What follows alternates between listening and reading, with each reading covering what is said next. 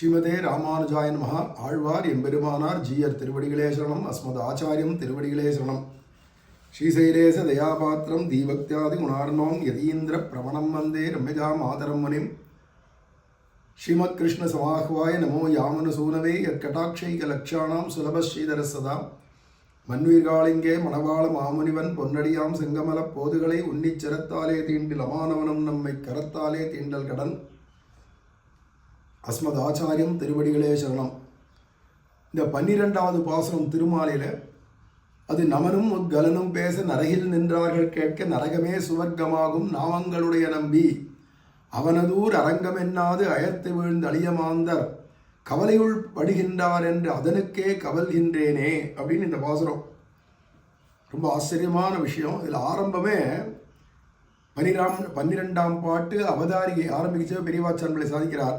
வாயாலே திருநாமத்தை சொல்லச் சொன்னீர், எங்கள் பாபத்தாலே பகுஜல்பம் பண்ண க்ஷமராகா நின்றோம், திருநாமம் சொல்ல சக்தராகிரிலோம் என்ன ஆகல் சிரவண மாத்திரத்தாலே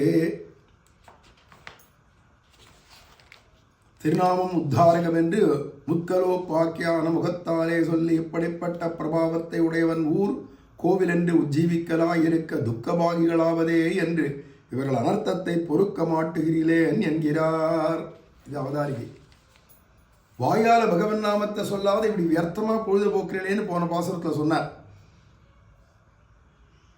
இப்படி திருவரங்கம் என்ன அப்படின்னு ரங்கம்னு ஊர் பேரை கூட சொல்லாத இப்படி வியர்த்தமா பொழுதுபோக்குறாளே அப்படின்னு ரொம்ப அங்கலாய்ச்சார், தாபப்பட்டார் போன பாசுரத்தில். உடனே இங்கே இருக்கக்கூடியதான சிரவணம் பண்ணக்கூடியவா, இந்த விஷயங்களை தொண்டடிப்படி ஆழ்வாட்டேருந்து கேட்குறவா, நீங்கள் வாயால் திருநாமத்தை எங்களெல்லாம் சொல்ல சொல்கிறேன், பகவானுடைய நாமத்தையோ திவ்யதேச நாமத்தையோ சொல்ல சொல்கிறேன்.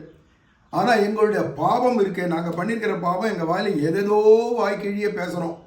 ஆனால் ஸ்ரீரங்கம்னோ திவ்யதேச பேரையோ அல்லது பகவானுடைய நாமத்தையோ வாயில் சொல்லணும்னா வரமாட்டேங்கிறதே.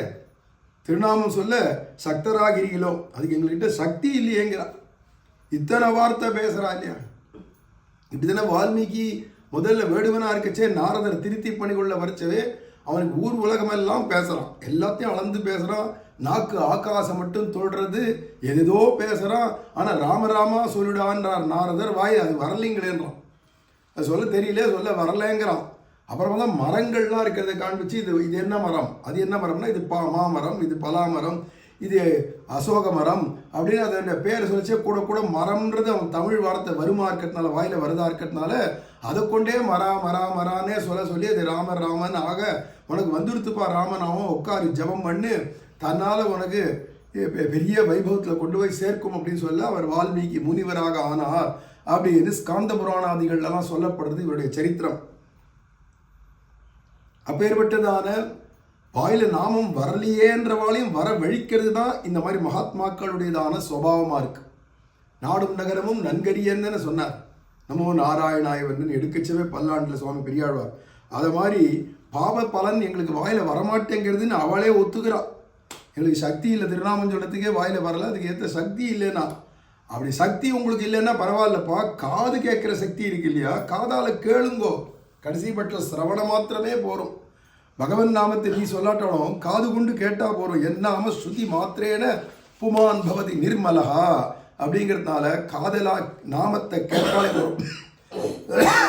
நாராயணா அப்படிங்கிற நாமத்தை காதால ஒருத்தன் கேட்டா கூட போரும் அப்படிங்கிற நாம வைபவம் இருக்கே, அதை முத்கலோபாக்கியானம் அது மூலமா நமக்கு காட்டி கொடுக்கிறார் சுவாமி தொண்டரடிப்படி ஆழ்வார்.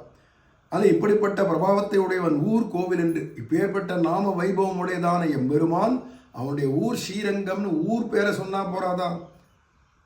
இவ்வளோ பெரிய நாம பிரபாவம் உடையவன் யாரு? தேவோ நாம சகசிரவான் அப்படிங்கிறது மகாபாரதம்.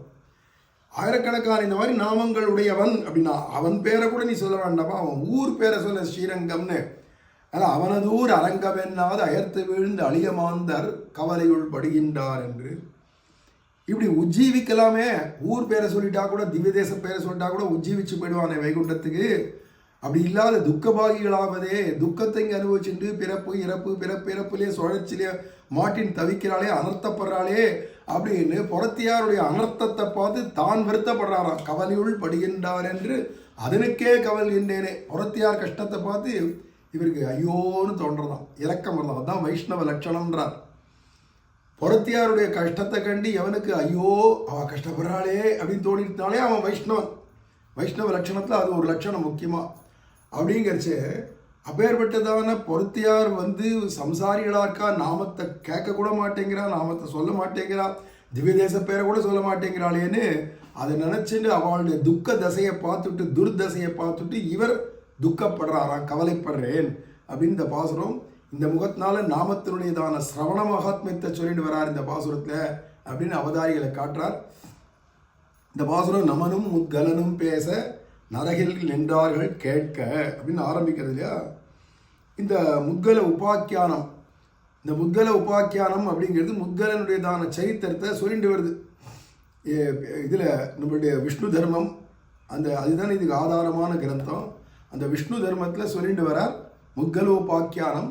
அது என்னங்கிறது அடுத்தது கேட்போம். ஸ்ரீமதே ராமானுஜாய நமஹ. அஸ்மத் ஆச்சாரியம் திருவடிகளே சரணம்.